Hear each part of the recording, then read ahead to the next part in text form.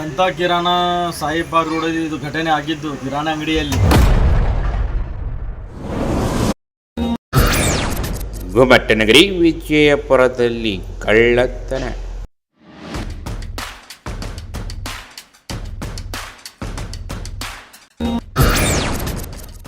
ಜನತಾ ಕಿರಾಣಾ ಸ್ಟೋರದಲ್ಲಿ ನಡೆದಿದ್ದ ಘಟನೆ.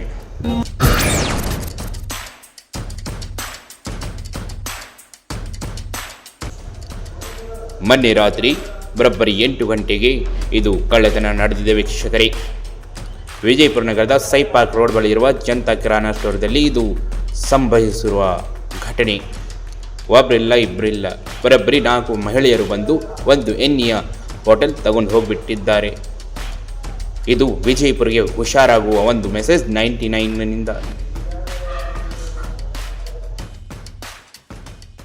ಈ ಅಂಗಡಿಯ ಅಂದರೆ ಜನತಾ ಕಿರಾಣಾ ಸ್ಟೋರ್ ಓನರ್ ಏನು ಹೇಳಿದ್ದಾರೆ ನೀವು ಕೇಳಿಬಿಡಿ. ಜನತಾ ಕಿರಾಣಾ ಸಾಯಿಬಾಗ್ ರೋಡ್ ಇದು ಘಟನೆ ಆಗಿದ್ದು ಕಿರಾಣಾ ಅಂಗಡಿಯಲ್ಲಿ. ಇದು ಕಳ್ಳತನ ಆಗಿದೆ. ಯಾವಾಗ ಬಂದಿದ್ದು ಸರ್ ಅವರು?